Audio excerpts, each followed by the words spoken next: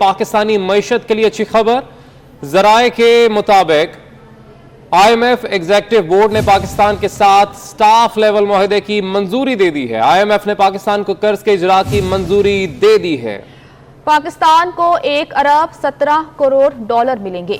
आपको खबर दे रहे हैं और खबर यह है कि पाकिस्तानी मईशत के लिए अच्छी खबर है कि जराए के मुताबिक IMF एग्जीक्यूटिव बोर्ड ने पाकिस्तान के साथ स्टाफ लेवल मुआहदे की मंजूरी दे दी है। IMF ने पाकिस्तान को कर्ज के इजरा की मंजूरी दे दी।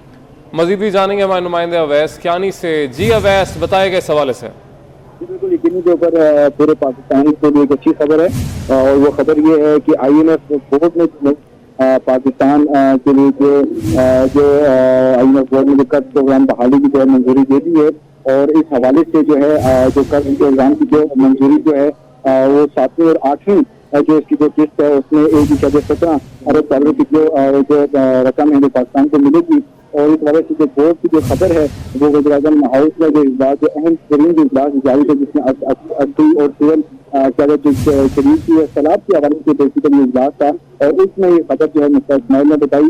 और आज जो बोर्ड मीटिंग हुई है उस हवाले से मिस्टर इस्माइल ने वज़ीर-ए-आज़म को तमाम काबीना अरकान को बताया कि IMF बोर्ड ने जो कर्ज प्रोग्राम बहाली की जो है मंजूरी दे दी है और अब उसके नतीजे में जो है 7वीं और 8वीं जो किस्त है जो कि एक प्रोग्राम जो कि सस्पेंड हो गया था उसके नतीजे में जो है बहाली हुई है उसकी और 1.17 जो बिलियन डॉलर का जो है ये रकम जो है पाकिस्तान को जो है वो मिलेगी। और इस हवाले से वज़ीर-ए-आज़म ने तमाम जो काबीना अरकान और वहाँ पर इजलास में जितने भी जो शिरकत है उसको उनको मुबारकबाद दी है। और जो माशी टीम ने जो है वज़ीर-ए-आज़म को तफसीली तौर पर इस प्रोग्राम बहाली की जो है वो अपडेट्स बताई हैं। और अब से कुछ देर बाद मिस्टर इस्माइल और जो माशी टीम है वो PM हाउस में ही एक अहम प्रेस कॉन्फ्रेंस करेगी जिसमें IMF बोर्ड की जो आज की जो मीटिंग हुई है और इसमें जो मंजूरी हुई है जो पाकिस्तान के यकीनी तौर पर एक बहुत बड़ी खबर है माशी तौर पर उस हवाले से जो है ब्रीफ करेंगे। और पाकिस्तान के लिए खबर है कि IMF ने जो है बोर्ड ने कर्ज प्रोग्राम बहाली की जो है वो मंजूरी दे दी है। मौशी तौर पर बहुत अच्छी खबर है। अवैस हमारे साथ ही रहेगा वकास अजीम हमारे नुमाइंदे में ज्वाइन कर चुके हैं। वकास, बताएगा पाकिस्तानी मईशत के लिए यकीनी तौर पर बहुत अच्छी खबर है। आपके पास क्या तफसीलात है इस हवाले से? जी, पाकिस्तान गुज़िश्ता 1 साल से इसकी कोशिश कर रहा था कि IMF के साथ पाकिस्तान का कर्ज प्रोग्राम बहाल हो जाए और आज तकरीबन 1 साल के बाद इसकी बहाली मुमकिन हुई है। और इसकी बहाली इस तरह मुमकिन हुई है कि जब नई हुकूमत आई, इत्तेहादी हुकूमत आई, तो उन्होंने जो बजट पेश किया उसमें IMF को ये यकीन दहानी कराई गई कि साबका हुकूमत की जानिब से जो मुआहदे की खिलाफ वर्जियाँ की गई थी अब नई हुकूमत इस मुआहदे की पासदारी करेगी और जो पेट्रोलियम मसनूआत के ऊपर लेवी 50 रुपये फी लीटर तक है उसको लगाया जाएगा। पावर सेक्टर की जो सब्सिडीज है उसको ख़त्म किया जाएगा और इसके साथ साथ दीगर जो IMF की शराइत थी उनके ऊपर भी मनवान अमल दरामद किया जाएगा। जिसके बाद पाकिस्तान ने को एक लेटर ऑफ इंटेंट भेजा गया था IMF की जानिब से। पाकिस्तान ने उसका जायजा लिया और लेटर ऑफ इंटेंट के ऊपर दस्तखत करने के बाद इसको वापस भिजवा दिया। अब वज़ारत ख़जाना के ज़राए का ये कहना है कि कर्ज प्रोग्राम चूँकि बहाल हो चुका है और इससे पाकिस्तान को 1 अरब 17 करोड़ डॉलर की ये किस्त मिलेगी, लेकिन इसके साथ साथ कर्ज प्रोग्राम बहाल होते ही दोस्त ममालिक से पाकिस्तान को जो रकूम है उनको मिलने का भी सिलसिला शुरू हो जाएगा। चीन से तकरीबन 10 अरब डॉलर की जो कर्जे हैं वो रीशेड्यूल होंगे। इसी तरह सऊदी अरब की जानिब से भी पाकिस्तान में सरमायाकारी करने का ऐलान किया गया है और कतर और UAE की जानिब से भी कई अरब डॉलर की सरमायाकारी करने का ऐलान किया गया है। इसी तरह जो दुनिया के दीगर ममालिक हैं जिसमें वर्ल्ड बैंक के जो प्रोग्राम है वो भी बहाल हो जाएंगे और एशियाई तरक्याती बैंक के जो प्रोग्राम है वो भी बहाल हो जाएंगे। इस तरह एक मार्केट में एक जो गैर यकीनी की सूरत हाल थी वो ख़त्म हो जाएगी और पाकिस्तान की जो मईशत है उसमें एक इस्तेहकाम होता हुआ नजर आएगा। जी, मईशत में इस्तेहकाम होता नजर आएगा जो कि यकीनी तौर पर पाकिस्तान के लिए मईशत के लिए बहुत अच्छी खबर है। वकास साहब से ये भी जानना चाहेंगे, आपने कहा कि कुछ शराइत हैं जिस तरीके से पेट्रोलियम लेवी की आपने बात की है, कितना इजाफा इसमें हर महीने किया जाएगा और आम आदमी पर कितना असर पड़ सकता है इसका? जी, पेट्रोलियम लेवी का जो मुआहदा है उसके ऊपर पाकिस्तान ने अमल दरामद करना शुरू कर दिया और हर महीने तकरीबन पेट्रोलियम मसनूआत के ऊपर 5 रुपए की जो लेवी है वो बढ़ाई जा रही है। इसके साथ साथ जो जनरल सेल्स टैक्स की शर्त है उसके ऊपर भी पाकिस्तान अमल दरामद कर रहा है और ज़राए का ये कहना है कि पेट्रोलियम मसनूआत के ऊपर जनरल सेल्स टैक्स की जो शरह है आइंदा दिनों में उसको भी बढ़ाया जाएगा।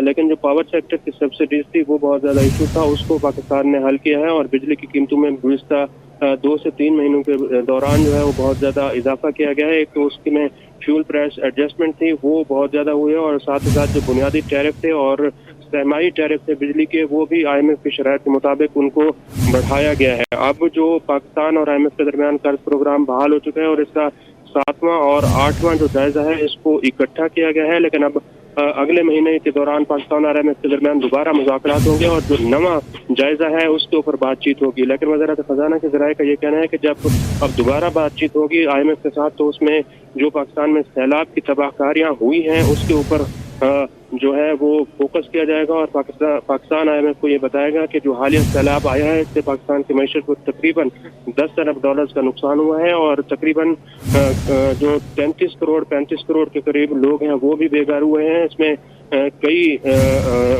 अरब रुपए की जो माल मवेशी हैं, फसलें हैं, वो भी तबाह हो चुकी हैं। तो आइंदा दिनों में पाकिस्तान और IMF के दरमियान मुज़ाकरात सैलाब की तबाहकारियों में के ऊपर होंगे। जी ठीक है वकास, यानी आप कह रहे हैं कि जो आइंदा जो जायजा लिया जाएगा और बातचीत होंगी, मुज़ाकरात होंगी, उसके अंदर इस बात को सामने रखा जाएगा कि क्योंकि सैलाब से पाकिस्तान और पाकिस्तानी बहुत मुतासर हुए हैं, इसलिए जो शराइत है IMF की उनमें कुछ नरमी का मुतालबा किया जाएगा। वकास जी बिल्कुल, पाकिस्तान यकीनी तौर पर यह बताएगा कि सैलाब की वजह से 10 अरब डॉलर का नुकसान हुआ है और पाकिस्तान को अब जो शराइत है उसमें नरमी की जाए, खासतौर पर ऐसी शराइत जिनसे पाकिस्तान की आवाम की मुश्किलात में इजाफा हो और महंगाई में इजाफा हो। पाकिस्तान अगले जायजा मुज़ाकरात में ये कोशिश करेगा कि इन शराइत को नरम किया जाए और IMF से बार बार ये दरख्वास्त की जाए कि इन शराइत को है नरम करने के बाद ही मुज़ाकरात को आगे बढ़ाया जाए। और ये उम्मीद भी वज़ारत ख़ज़ाना के ज़राए कर रहे हैं कि 10 अरब डॉलर की जो नुकसान हुआ है ये अब जो है ना इसके ऊपर ज़्यादा से ज़्यादा IMF को कन्विंस करने की कोशिश की जाएगी कि कर्ज प्रोग्राम के ऊपर नरमी की जाए। ठीक है, कर्ज प्रोग्राम पर नरमी की जो है वो गुजारिश भी की जाएगी। हमारे साथ मौजूद हैं माहिर मौशियात अशफाक तोला साहब। सर बहुत शुक्रिया आपके वक्त का। अशफाक तोला साहब, आपसे यही जानना चाहेंगे, यकीनी तौर पर पाकिस्तानी मईशत के लिए अच्छी खबर है कि अब मुआहदा जो है उसकी स्टाफ लेवल की मंजूरी दे दी गई है IMF ने। अब आप किस तरफ मामलात को जाता देख रहे हैं? पाकिस्तानी मईशत क्या दोबारा से अब ट्रैक पर आती देख रहे हैं आप? बिस्मिल्लाहिर्रहमानिर्रहीम, थैंक यू वेरी मच। देखिए, स्टाफ लेवल मुआहदा जो पाकिस्तानी ऑफिशियल और स्टाफ के दरमियान हुआ था, इसकी उसके बोर्ड ने आज मीनिंग दैट कि वो जो मुआहदा हुआ था वो आज कबूल हो गया और इसके एक 1.17 बिलियन डॉलर्स कंसिक्वेंटली पाकिस्तान को मिल जाएंगे, मेरा ख्याल है इसी वर्किंग वीक के अंदर। देखिए, पाकिस्तान की मईशत में काफी चीजों का अब आजकल बड़े मसाइल आ गए फ्लड की वजह से, और उसकी वजह से आपको 3 से 4 अरब डॉलर और अरेंज करने पड़ेंगे बिकॉज कि आपकी क्रॉप्स बहुत खराब हो गई है। टेम्पररी तो ये बहुत ही अच्छा हुआ और इसकी वजह से हमारे काफी ऐसे दोस्त ममालिक के पैसे हैं जो अब अनलॉक हो जाएंगे, जैसे सऊदी अरबिया है, जैसे UAE है, जैसे कतर है, और इस किस्म के और भी हमारे पास जो फंडिंग रिसोर्सेज हैं, जो चैनल हमारे ड्राई हो गए थे वो आ जाएंगे। बाय एंड लार्ज देखिए, हमने जो रिस्ट्रिक्शन लगाई थी इंपोर्ट वगैरह पे, वो अब रिस्ट्रिक्शन उठानी पड़ी बिकॉज के IMF के मुआहदे की वजह से हमें उन्होंने कहा कि जी आप रिस्ट्रिक्शन उठाएं। तो मुझे ग्रोथ तो नजर आ रही है, मगर मुश्किलात में कमी उस वक्त होगी जब आप अपनी एक्सपोर्ट्स को बढ़ाएंगे। और स्पेशली देखें, अब आपकी एक्सपोर्ट्स में जो चीज रह गई है वो सर्विस सेक्टर की एक्सपोर्ट्स है, तो ये हमें देखना पड़ेगा, आपको बड़ा क्लोज मॉनिटर करना पड़ेगा। बिल्कुल टेम्पररी तौर पे 3-4 महीने के लिए आपका खतरा बिल्कुल टल गया है, मगर अगर आप ये समझेंगे कि ये परमानेंट रेसिपी है तो ये नहीं है। आपको 3-4 महीने के बाद एक और इश्यूज काफी आपके क्रॉप अप होंगे। जब आपको जाहिर बात है कॉटन की आपकी क्रॉप खराब हुई है, वीट खराब हुई है, तो जब वीट की क्रॉप खराब हो जाती है और आप 26 मिलियन मेट्रिक टन प्रोड्यूस करते हैं और अगर उसमें से थोड़ी सी भी खराब हो जाएगी तो आपको 3-4 मिलियन मेट्रिक टन और एक्सपोर्ट करनी पड़ेगी बिकॉज कि आपकी रिक्वायरमेंट अफगानिस्तान की रिक्वायरमेंट को मिला के 33 मिलियन मेट्रिक टन है। तो अगर आपको 11 मिलियन मेट्रिक टन इंपोर्ट करनी पड़ेगी, इसके बहुत ज्यादा आपको फाइनेंशियल रिसोर्सेज और फॉरेन एक्सचेंज रिसोर्सेज चाहिए। तो 2-3 चीजें बड़ी इंपॉर्टेंट है हमारे लिए, ये चीजों को अनलॉक करें, एक्सपोर्ट को किसी भी तरीके से आप बढ़ाएं। दूसरा, आप कमर्शियल एवेन्यूज को आप देखें। देखिए, IMF के पास जब आप जाते हैं तो आपको you have to slow down your growth, आपको FDI की तरफ ज्यादा अट्रैक्ट करना पड़ेगा लोगों। और दूसरी चीजें जो है, अब जिस किस्म की ये उन्होंने रोशन डिजिटल अकाउंट टाइप की जो चीजें मेरा ख्याल है उसको आपको डिस्कनेक्ट करना पड़ेगा, क्योंकि देखिए उसमें आप 7% जब आप इंटरेस्ट दे देते हैं तो मैं समझता हूँ ये आप ज्यादती करते हैं उन लोगों के साथ जिनके 6 से 7 अरब डॉलर लोकल बैंक्स में पड़े हुए लोकल रेसिडेंट्स के, उनको आप कुछ भी नहीं दे रहे, और जो बाहर से आप भेजते हैं उनको आप 7% दे देते। तो ये मेरा ख्याल है एक डिस्क्रिमिनेशन है। इस किस्म की स्कीमों से आपको इज्तनाब करना चाहिए और कोशिश ये करनी चाहिए कि आप अपनी FDI पे ज्यादा तवज्जो दें। और ये मेरा ख्याल है बहुत स्याह बादल थे कल तक, रात तक आपको पता है कि क्या ये अप्रूव होगा कि नहीं। जिस तरीके से मीडिया के जरिए अलेजिडली जो ऑडियोज आ रही थी, इसमें बड़ा डर लग रहा था, और 3-4 दिन पहले मेरा ख्याल है लोगों ने ये कहना शुरू कर दिया था कि शायद हमें ना मिले। मगर चलिए, मेरा ख्याल है ये मैं कह सकता हूँ कर्ज लेना तो कोई अच्छी बात नहीं है, मगर फिर भी इस वक्त जो जरूरत थी हमारी, मेरा ख्याल है इस वक्त के तौर पे मेरा ख्याल है अच्छा इकदाम। अच्छा इशफाकतुल्लाह साहब, ये भी आपसे जानना चाहेंगे, हमारे नुमाइंदे वकास अजीम भी हमारे साथ मौजूद हैं, अवैस कियानी भी हमारे साथ मौजूद हैं। वकास ने हमें बताया कि जो आइंदा मुज़ाकरात होंगे उनमें कोशिश की जाएगी कि सैलाब के तमाम तर मामला पेश आए, जो नुकसान हुआ है पाकिस्तान में, उसको पुट फॉरवर्ड किया जाए, उसको सामने रखा जाए और कहा जाए IMF से कि शराइत में नरमी की जाए। क्या आपको लगता है कायल कर पाएगा पाकिस्तान इस हवाले से IMF को? आपको यकीन से कह सकता हूँ कायल कर पाएगा, क्योंकि पिछले कई जमानों में वकास साहब को खुद को ही पता है कि कहीं ना कहीं मेरी भी कुछ अमल दखल होता था IMF के नेगोशिएशंस में। तो मुझे पता है कि अगर आप उनको कहेंगे ह्यूमैनिटेरियन ग्राउंड पे वो काफी आपको लीनियंसी दे सकते हैं। और मैं ये समझ रहा हूँ कि मुझे जहाँ तक मेरे भी इल्म में है, मुफ्ती इस्माइल साहब से भी मेरी इस मौजू पे बात हुई है, ये चीज हम बिल्कुल लेके चलेंगे और अब उनको स्ट्रेटेजिक वे में काम करना पड़ेगा और कोई ऐसा मुआहदा ना किया जाए जैसे मेरा ख्याल है जो हमने नवंबर में कर लिया था। अब देखें, आपको सबसे बड़ा मसला इस वक्त ये आ रहा है कि आप 48 ट्रिलियन का आपका कर्जा है, जिसमें अगर मैं लोकल कर्जा देखूं तो 35 ट्रिलियन है।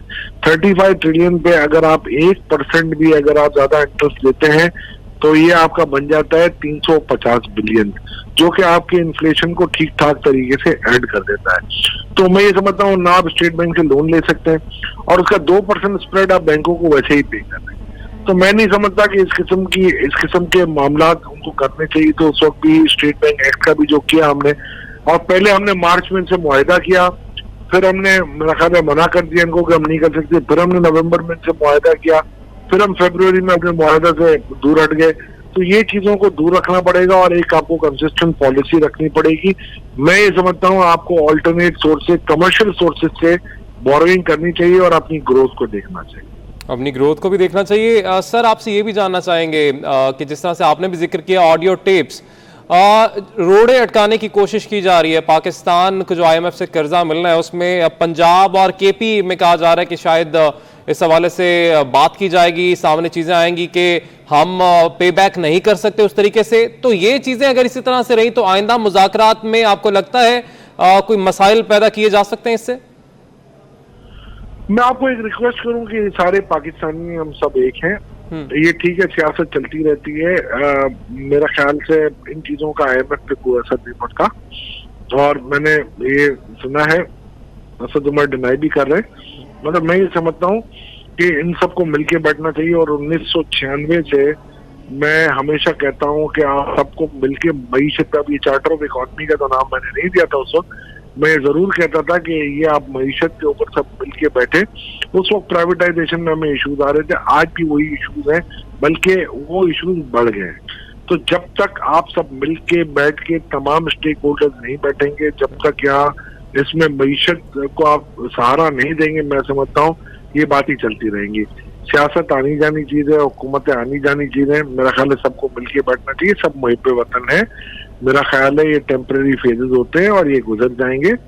तो मैं नहीं समझता कि इससे कोई इम्पैक्ट पड़ा, और अगर मेरा ख्याल है ये ना करते तो ज्यादा बेहतर होती है। मगर अब ये भी एलिजिड है, मुझे नहीं पता ये इसकी ऑथेंटिसिटी के बारे में आगे क्या जाके पड़ता है कि क्या सही है भी कि नहीं। ठीक है, पाकिस्तान के लिए, मईशत के लिए सब स्टेक होल्डर्स को मिलकर बैठना पड़ेगा। इशफाकतुल्लाह साहब हमारे साथ मौजूद थे, अपनी माहिराना राय हमें दे रहे थे। साथ ही साथ हमारे नुमाइंदे अवैस कियानी और वकास अजीम हमें इस अच्छी खबर से अपडेट कर रहे थे। आप दोनों का भी बहुत शुक्रिया।